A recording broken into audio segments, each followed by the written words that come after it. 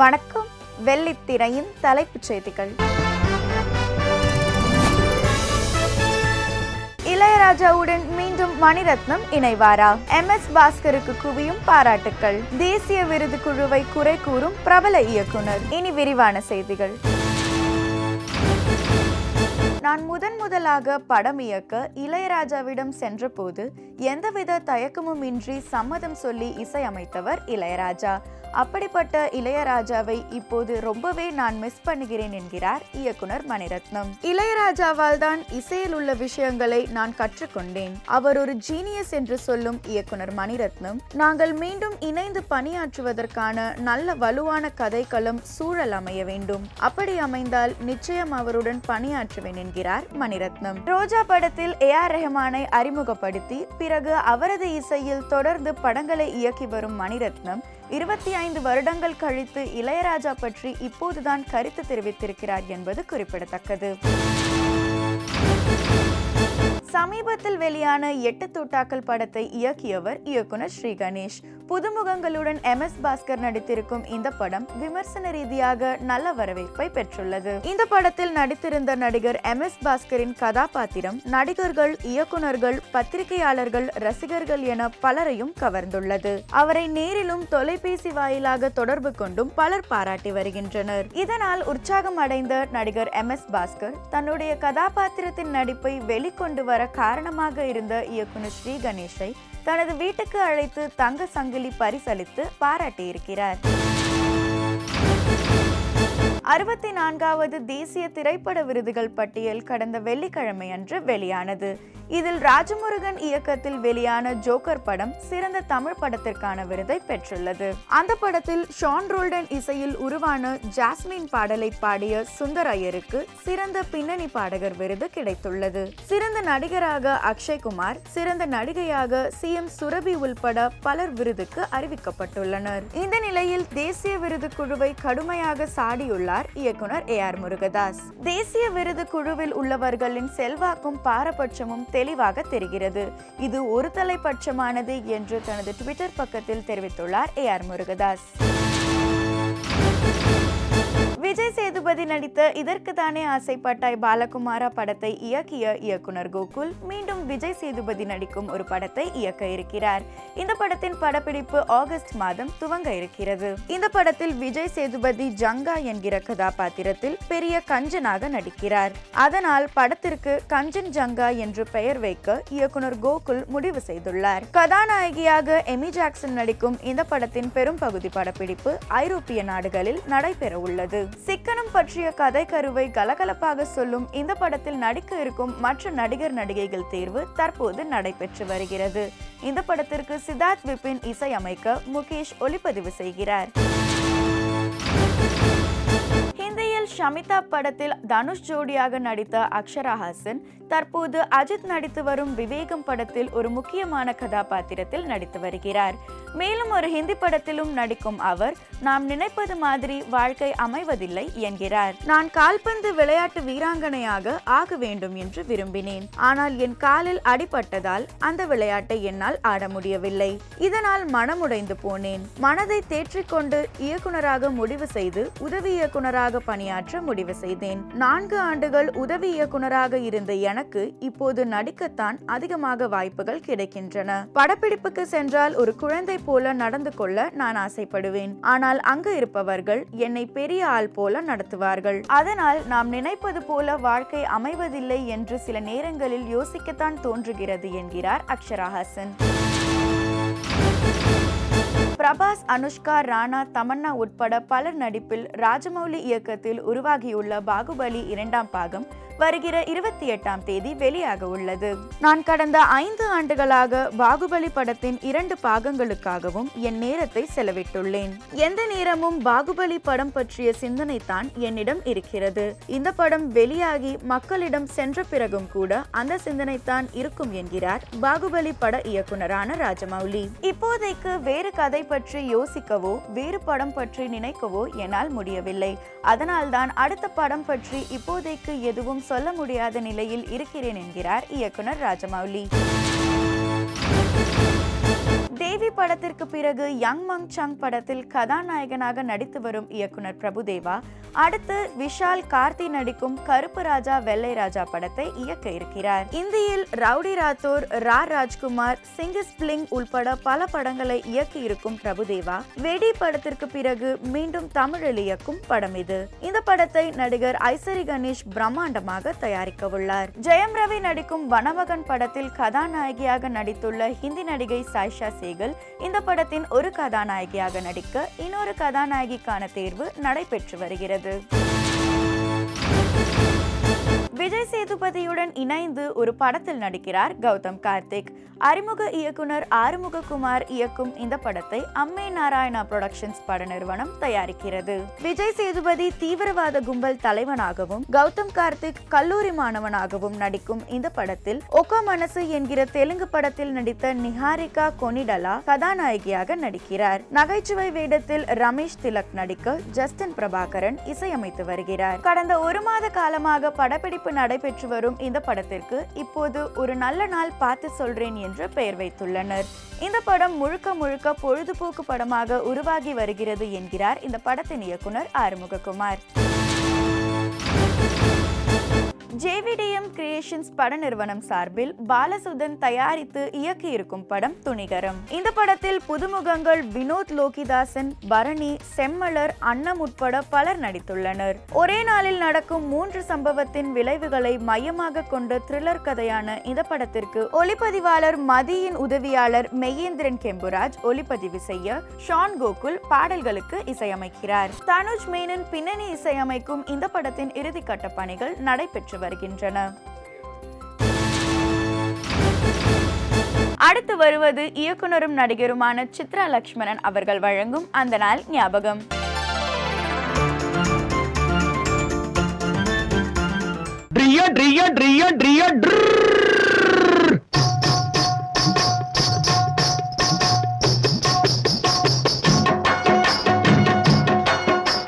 சத்தியம் நீயே, தர்மத்தாயே, குழந்தை வடிவே, தெய்வ மகளே.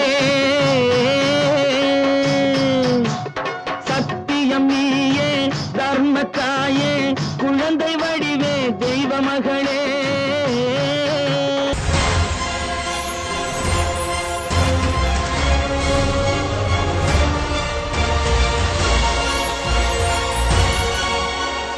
குலேபகாவலி படத்தினுடைய படப்பிடிப்பில் இருந்த எவருமே அந்த புலி அப்படி ஒரு பாய்ச்சலிலே அந்த 16 அடி பள்ளத்தை விட்டு வெளியே பாயும் என்று எதிர்பார்க்கவே இல்லை. கீழே எம்ஜிஆரும் அந்த புலி மட்டும் தனித்து விடப்பட்டிருப்பதை மேலே கேணில் அமர்ந்தபடி பார்த்து கொண்டிருந்த ராமண்ணா என்ன செய்வது என்று புரியாமல் தவித்துக் கொண்டிருந்த போது எம்ஜிஆர் தனது இடுப்பிலிருந்து மெல்ல ஒரு துப்பாக்கியை எடுத்தார். புலியோடு மோதுகின்ற காட்சி என்பதால் எந்த அசம்பாவிதமும் நேரலாம் என்று எதிர்பார்த்து தற்காப்புக்காக தன்னுடன் ஒரு துப்பாக்கி எடுத்துக்கொண்டு வந்திருந்தார் எம்ஜிஆர். அடுத்து அங்கே இருந்த கிரேனின் பின்னாலே ஒளிந்து கொண்டு அந்த புலியை குறிபார்க்க தொடங்கினார் எம்ஜிஆர். அந்த புலி மட்டும் யார் மீதாவது பாய முயற்சி செய்திருந்தால் நிச்சயமாக எம்ஜிஆர் அந்த புலியை சுட்டு வீழ்த்தி இருப்பார். அவர் அப்படி சுட்டு வீழ்த்தி விடுவார் என்பது அந்த புலிக்கும் தெரிந்திருந்ததாலோ என்னவோ யாரையுமே தொந்தரவு செய்யாமல் அந்த புலி மெல்ல வெளியே நடந்து ஏவிஎம் ஸ்டுடியோ பக்கம் சென்றது. அந்த புலியை அடக்குவதற்காக வந்தவர் அந்த பள்ளத்திலே மாட்டிக்கொண்டிருப்பதை அப்போது கவனித்த எம்ஜிஆர் ஒரு கயிற்றை எடுத்து அந்த பள்ளத்தின் பக்கம் வீசினார். அதை பிடித்து கொண்டு மேலே வந்த அந்த பயிற்சியாளர் அந்த புலியை ஒருவாறாக அடக்கி மீண்டும் படப்பிடிப்பு தளத்துக்கு கூட்டி கொண்டு வர அந்த படத்தினுடைய படப்பிடிப்பு தொடர்ந்தது. குலேபகாவலி திரைப்படம் வெளியாகும் போது புலியோடு எம்ஜிஆர் சண்டை போடுகின்ற அந்த காட்சிக்கு எப்படிப்பட்ட வரவேற்பை ரசிகர்கள் தருவார்கள் என்று ராமண்ணா எதிர்பார்த்தாரோ அதை போல பல மடங்கு வரவேற்பை ரசிகர்கள் அந்த காட்சிக்கு தந்தனர். இன்னும் சரியாக சொல்லப்போனால் குலேபகாவலி திரைப்படத்தினுடைய வெற்றிக்கு அந்த சண்டை காட்சி ஒரு முக்கிய காரணமாக அமைந்தது என்று கூட சொல்லலாம்.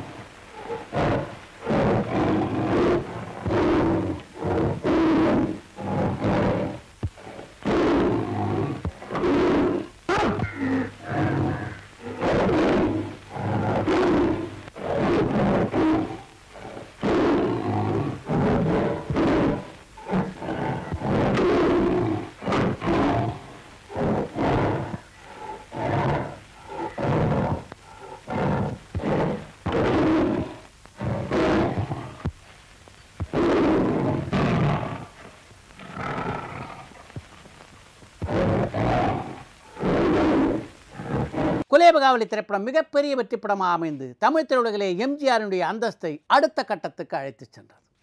அதைத் தொடர்ந்து எம்ஜிஆர் நடித்த எல்லா படங்களும் மிகப்பெரிய வெற்றியை குவித்தன. எம்ஜிஆர் நடித்த முதல் வண்ணப்படமாக மட்டுமின்றி தமிழ் திரையுடைய முதல் வண்ணப்படமாக மாடர்ன் தியேட்டர்ஸ் தயாரித்த அலிபாபாவும் 40 திருடர்கள் என்ற படம் அமைந்தது. அலிபாபாவும் 40 திருடர்களும் படத்திலே நடித்து கொண்டிருந்த போது எம்ஜிஆர் பல திரைப்படங்களிலே பிஸியாக நடித்து கொண்டிருந்தார். அதனால் அந்த படத்துடைய உச்சக்கட்ட காட்சிக்கு முன்னாலே இடம்பெற்ற ஒரு பாடல் காட்சிக்கான எல்லா ஏற்பாடுகளையும் டிஆர் சுந்தரம் செய்துவிட்டு அவருக்காக காத்து கொண்டிருந்த போது அந்த படப்பிடிப்பிலே எம்ஜிஆரால் கலந்து கொள்ள முடியவில்லை. டிஆர் சுந்தரம் அவர்களை பொறுத்த வரைக்கும் அவர் ஒன்றை திட்டமிட்டு விட்டார் என்றால் அதற்கு பிறகு யாருக்காகவும் அவர் காத்திருக்க மாட்டார். பியு சின்னப்பா கதாநாயகன் நடித்த ஒரு திரைப்படத்திலே அவர் வருவதற்கு சற்று தாமதமானது என்பதற்காக அந்த கதாநாயகன் படத்தையே தான் ஏற்று வெற்றி கண்டவர் டிஆர் சுந்தரம். அதனால் எம்ஜிஆர் வராதை பற்றி அவர் கவலைப்படவே இல்லை. அந்த பாடல் காட்சிகளுக்கு ஏற்பாடுகளை செய்ய சொன்னார். அங்கிருந்த ஸ்டண்ட் நடிகரான கரடிமுத்து அழைத்து பானுமதிக்கு ஜோடியாக அந்த பாடல் காட்சியில் நடிக்க சொன்னார். பானுமதியுடன் பாடல் காட்சியில் நடிக்க வேண்டும் என்று சொன்ன உடனேயே கரடிமுத்துவனுடைய உடல் முழுவதும் குப்பென்று வியர்த்தது. ஏன்னா பல பிரபலமான கதாநாயகர்களே பானுமதியுடன் நடிப்பதற்கு தயங்கிய காலகட்டம் அது. அவர் ஒரு காட்சியிலே தொட்டு நடிக்க வேண்டும் என்றால் கூட முன்னதாகவே பானுமதியிடம் சொல்லிவிட்டுத்தான் அவரை தொட்டு நடிப்பார். அப்படி இருக்கும்போது அவரை கட்டிப்பிடித்து பாடல் காட்சியில் நடிக்க வேண்டுமென்றால் கரடிமுத்து எப்படி அவ்வளோ சர்வசாதாரணமாக சம்மதிப்பார்? அதனால் தயங்கியபடியே நின்று கொண்டிருந்தார். அவருடைய பயத்தை பார்த்த பானுமதி அவருடைய பயத்தை போக்குவதற்காக நீங்கள் ஒன்றும் பயப்பட வேணாம், தைரியமாக என்னை கட்டிப்பிடித்து நடியுங்கள் என்று அவரிடம் சொன்னார். ஆனாலும் அவர் கட்டிப்பிடித்து நடிக்க தயாராக இல்லை.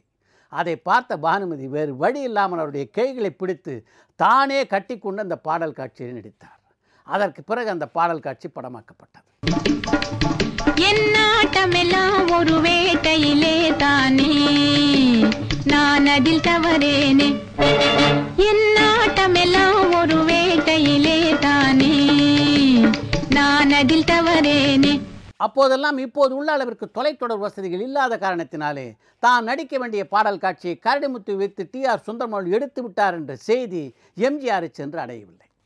அதனால் மாடர்ன் தியேட்டர்ஸுக்கு ஒரு முறை வந்த எம்ஜிஆர் டிஆர் சுந்தரம் அவர்களை சந்தித்து அந்த பாடல் காட்சிக்கான படப்பிடிப்பு எப்போது என்று சொன்னீர்கள் என்றால் நான் திட்டமிட்டுக்கொள்ள வசதியாக இருக்கும் என்று அவரிடம் சொன்னார். எந்த பாடல் காட்சி என்று அவரிடம் கேட்ட டிஆர் சுந்தரம், அதையெல்லாம் நான் அப்போவே படமாக்கி முடித்து விட்டேனே, வேணா எடிட்டிங் உள்ள போட சொல்கிறேன், நீங்கள் பார்த்து விட்டு போங்கள் என்று எம்ஜிஆரிடம் கூறினார். அந்த பாடல் காட்சியை பார்த்தபோது எந்த ஷாட்டிலே அந்த டூப் நடிகர் நடித்திருக்கிறார் என்பதை அவ்வளவு எளிதிலே கண்டுபிடிக்க முடியாத அளவிற்கு மிக திறமையாக அந்த காட்சியை படமாக்கி இணைத்திருந்த டிஆர் சுந்தரமுடைய திறமையை பார்த்து ஒரு பக்கம் ஆச்சரியமும், தான் இல்லாமலே படமாக்கி விட்டாரே என்று இன்னொரு பக்கம் ஆத்திரமும் அடைந்தார் எம்ஜிஆர். அதன் காரணமாகவே மாடர்ன் தியேட்டர்ஸ் திரைப்படங்களிலே அலிபாபாவும் 40 திருடர்களும் படத்திற்கு பிறகு எம்ஜிஆர் நடிக்கவே இல்லை. எம்ஜிஆருடைய அள்ளி கொடுக்கின்ற வள்ளல் குணம் இருக்கிறது, அது அலிபாபா காலத்துக்கு முன்பிருந்தே அவரிடம் இருந்தது என்கிறார் மாடர்ன் தியேட்டர்ஸினுடைய நிரந்தர உடையலங்கார நிபுணரான அர்த்தநாரி. அலிபாபா படத்தினுடைய படப்பிடிப்பு முடிந்து எம்ஜிஆர் சென்னைக்கு திரும்பிய போது ஒரு நாளும் வாங்கிய சம்பளத்தை அவர் முழுமையாக எடுத்துக்கொண்டு சென்றதே இல்லை. அங்கே பணியாற்றிய ஊழியருடைய பட்டியலை என்னைத்தான் கொண்டு தயாரிக்க சொல்வார். நான் அந்த பட்டியலை தயாரித்து அவரிடம் கொடுத்த உடனே அவருடைய தகுதிக்கேற்ப எல்லார் பெயருக்கும் பணத்தை போட்டு ஒரு கவரிலே என்னிடம் கொடுத்து அவரிடம் கொடுக்க சொல்வார் என்கிறார் அர்த்தநாரி. அலிபாபாவும் 40 திருடர்களும் வெளிவந்த அதே ஆண்டில் தமிழ் புத்தாண்டு அன்று மதுரை வீரன் திரைப்படம் திரைக்கு வந்தது. எம்ஜிஆருக்கு ஜோடியாக பானுமதியும் பத்மினியும் நடித்திருந்த அந்த திரைப்படத்தை இயக்கியவர் டிஆர் ரகுநாத். எம்ஜிஆருடைய குருவும் எம்ஜிஆர் மீது மாறாத அன்பு கொண்டிருந்தவருமான ராஜா சந்திரசேகர் அவருடைய தம்பி தான் டிஆர் ரகுநாத். எம்ஜிஆருடைய வளர்ச்சியிலே ராஜா சந்திரசேகரைப் போலவே டிஆர் ரகுநாத் அவர்களுக்கு முக்கிய பங்குண்டு. அப்படி இருந்த நிலையிலும் மதுரை வீரன் திரைப்படத்திலிருந்து ஒரு காலகட்டத்திலே டிஆர் ரகுநாத் விலகுவதற்கு எம்ஜிஆரே காரணமாக அமைந்தார். அப்படி ஒரு சம்பவம் ஏன் நடந்தது என்பதை பற்றி நாளை வெள்ளித்திரையிலே பார்ப்போம். அடுத்து வருவது ஒரு வரி செய்திகள்.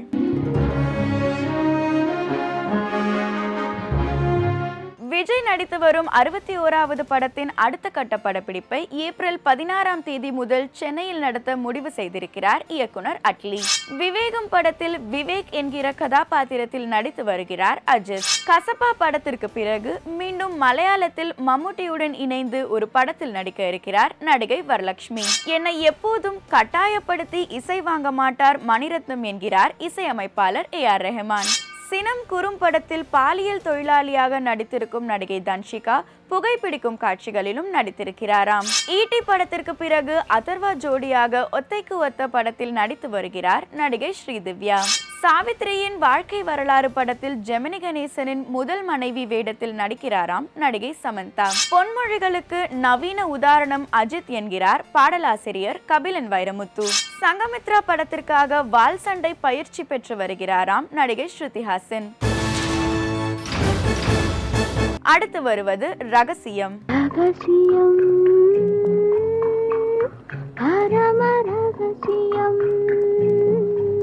12,000 ரூபாய் வாடகை இருக்கிற ரூம் கேட்டதற்கு 8,000 ரூபாய் வாடகை இருக்கிற ரூமை தயாரிப்பாளர் கொடுத்ததுனால தான் அந்த மலையாள படத்துல இருந்து விலகினாங்களாம் மங்களகரமான அந்த வாரிசு நடிகை. இந்த பாலைவன வெயில்ல வச்சு படுத்தி எடுக்கிறாரேன்னு ஒட்டுமொத்த யூனிட்டும் அந்த 3 எழுத்து இளம் இயக்குனரை கரிச்சு கொட்டுதான். தன்னோட நிலைய புரிஞ்சுக்கிட்டதுனால இனிமே ஒரு பாட்டுக்கு ஆடுறது கூட நான் ரெடின்னு சொல்றாங்களாம் அந்த மங்களகரமான ராய் நடிகை. அடுத்து வருவது மறக்க முடியுமா?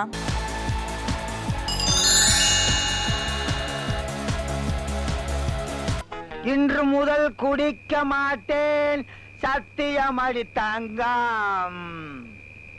ஏய், நான் போற இடத்துக்குலாம் நீ வர்ற கொன்னுவேன் உன்னை. ஏய், நான் பாட்டில் எடுத்தா நீயும் பாட்டில் எடுக்கிற. இப்ப என்ன பண்ணுவ பாக்கலாம். ஏய், நான் குடிச்சா நீயும் குடிக்கிற. இப்ப என்ன பண்ணுவ பாக்கலாம். நான் பாட்டில போட்டு உடைச்சிட்டேன். இப்ப நீ என்ன பண்ணுவ பாக்கலாம். யார் நீ? நிழல்கள் ரவியா? அவன் சிகப்பா இருப்பானே, இது கருப்பு ரவி போல இருக்கு. ஒருவேளை ராதா ரவியோ இருக்காது.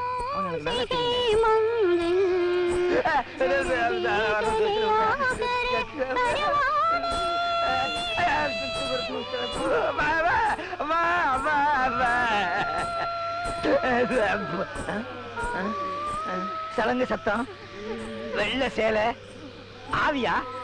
ஹிந்தி பாட்டு வேற பாடுது. ஒருவேளை வடநாட்டுல இருந்தே நடந்து வருதா? ஆவியா? இருக்காது, மன பிராந்தி. நண்பா, என்னது? நம்ம லாண்டரி கடை ரத்னம் குரல் மாதிரியே இருக்கு. நானேதான் நண்பா. லாண்டரி ஆவி, லாண்டரி கடை ஆவி. நண்பா, நான் அதே உன்னுடைய லாண்டரி ரத்னம். ஆவி, நீதான் பஸ்ல உருண்டு கருகி செத்துட்டிய பாவி. ஏண்டாய உயிரை வாங்குற? நோவா, இங்கிலீஷ் வேற பேசுறான். ஆவியானவனு இங்கிலீஷ் பழகிட்டானா? ஒருவேளை சாகும் போது ஆங்கில இந்தியனோட சேர்ந்து செத்துட்டானா? என்ன? நான் வந்துட்டேன். நான் சாகல சிநேகிதா. நான் உன்னை நம்ப மாட்டேன். ஏன்னா உனக்கு கால் இல்ல, நீ ஆவிதான். என் காலைப்பா. ஒரு கால் தானே இருக்கு, நீ பாதி ஆவி. இந்த காலைப்பா. இப்போ ஒரு கால் தானே இருக்கு. சரி, ரெண்டையும் பாத்துக்க. அடுத்து வருவது பயோடேட்டா.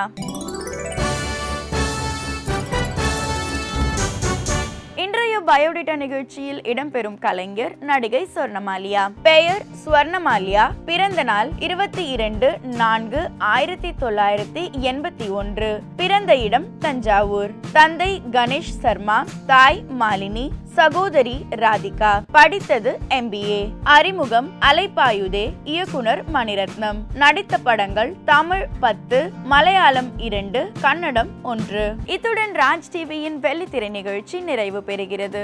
திங்கள் முதல் சனிக்கிழமை வரை தினமும் மாலை 5:30 மணிக்கு வெள்ளித்திரை நிகழ்ச்சியை காணலாம். நன்றி, வணக்கம்.